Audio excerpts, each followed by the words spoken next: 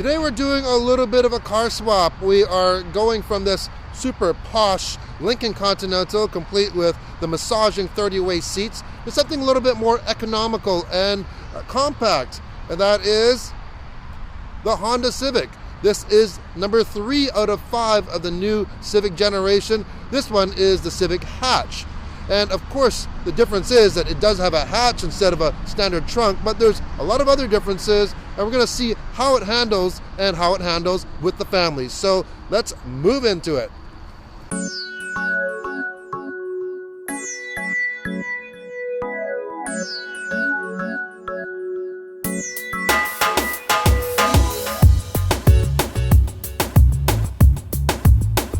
The Civic Hatch is back. Well, kind of. What started out as an economical compact hatchback is turned into something quite sophisticated now. I remember my very first car was a Civic Hatch, and it was nothing like this. The new hatch shares that great looking front end that the Sedan and the Coupe have. I like how the front fenders kind of have like a shoulder, making that hood look a little bit longer and flat. And also how everything just kind of ties together in the middle. This is the LX model, which comes standard with 16-inch wheels. If you go for the Sport or the Sport Touring model, those come with 18-inch wheels, front, side, and rear skirts, as well as dual centered mounted exhaust. This one doesn't have that. But talking about the rear, now that's one thing that I'm not really big on. I think it's a little bit busy. There's a little bit of a spoiler on the very top, and then you kind of have another spoiler. And even though I'm a fan of the boomerang style taillights on the Sedan and on the Coupe, this one, along with those black grates below them, I just find the rear end just a little bit busy for me.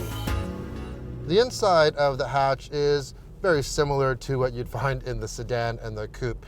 About similar room. This is a 4-door. The Coupe is a 2-door, by the way, but this is a 4-door. Ample amount of room, not so much for car seats with the backlights you see here. Brooklyn, she's about 4 years old, and her feet are, she can reach the back of my seat, but this is a compact car after all, so no real big complaints there. So what do we get? Well, this is the LX version. You have a 7-inch TFT display behind the steering wheel. That's programmable. You can get different things on it. Then you have a 7-inch display audio system. And what's nice about it is that it does come with Apple CarPlay and Android Auto as standard equipment, which is really nice because this is the base model. But for a base model, this is very well equipped. This, of course, does not have leather in it, but you do have that Apple CarPlay, so you don't really need navigation at all. You have electronic parking brake. It's very comfortable. You have heated seats, tilt and telescopic steering wheel.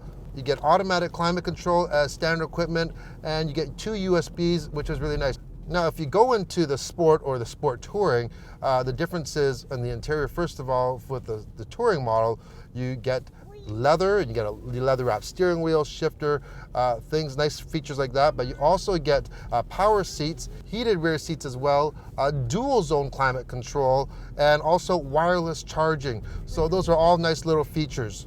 And one other big thing that you do get on the Sport or the Sport Touring that you don't get on the LX is that proximity key with the push button start. That I'm really missing because almost every car has that right now, and I just hate having to turn a key. Now here's a real nice feature that the Civic Hatch has. Instead of having a tonneau cover that tilts up with the hatch, it has a retractable cover.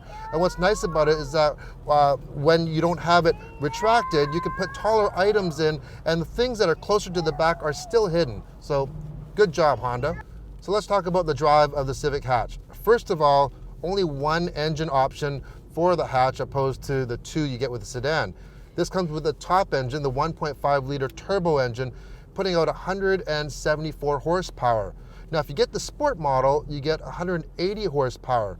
Why the difference of 6 horsepower? Here's the big difference. The LX uses regular fuel when the Sport and the Sport Touring use premium. So I'd opt for the 6 horsepower less to use regular gas any day if you ask me. That's matched to a 6-speed manual or a CVT transmission. And here's another interesting thing. If you go for the CVT, you get 167 pound-feet of torque. If you go for the manual, you get less torque. You get 162.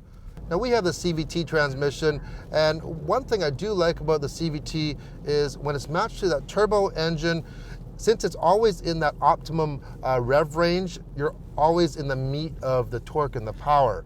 Just like the other Civics, the hatch comes with independent suspension and it handles very, very well. What I really like about all the Civics is the size. They've grown definitely from the old models, but they're not too big. They're perfect for going in and out of town. They're very light and easy to drive. They all come with a backup camera as well. And of course, the nice thing about the hatch is the amount of room you get to load cargo. And if you need more room, you can fold those rear seats down and you can put almost anything in it.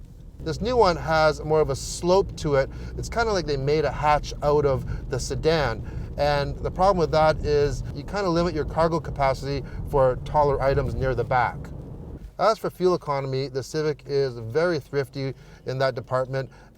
City is 7.7 liters per 100 kilometers, and on the highway 6.9, so really good. The Civic hatch starts at just over $21,000 for the LX model that we're testing right now. And I think this is going to be the most popular model just because, first of all, you can use regular gas opposed to premium, and it has a lot of standard features that come with it. And then it goes all the way to the Sport Touring, which tops out at just over $31,000, and that gives you all the bells and whistles, including all those advanced safety features in the Honda sensing package. If you liked the video, hit the thumbs up, and if you want to see more everyday reviews, hit the subscribe button. Thanks for watching.